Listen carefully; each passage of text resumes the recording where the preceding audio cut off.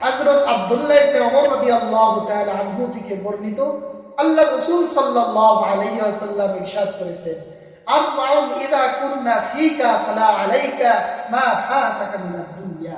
চারটি গুণ এমন আছে যদি তোমার মধ্যে এসে যায় আর তুমি দুনিয়ার কোনো নাজ নিয়ামতের মালিক নাও হও, দুনিয়ার কোনো আরাম আয়েশ নাও পাও, তবুও তোমার ব্যতীত না হওয়া উচিত।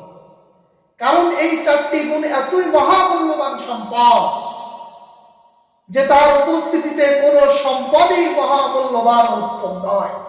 1 নাম্বার গুণ হিফজ আমানাতি, আমানত রক্ষা করা। 2 নাম্বার ওয়াসিদকু হাদিসি, সত্য কথা বলা। 3 নাম্বার ওয়াহুসনু খলিকাতি, সৎ চরিত্রতা।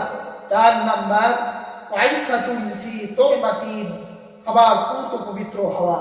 এই চারটি গুণ খুবই সংক্ষিপ্ত কিন্তু এতটাই ব্যাপক যে পূর্ণ দিন এর মাঝে চলে এসেছে।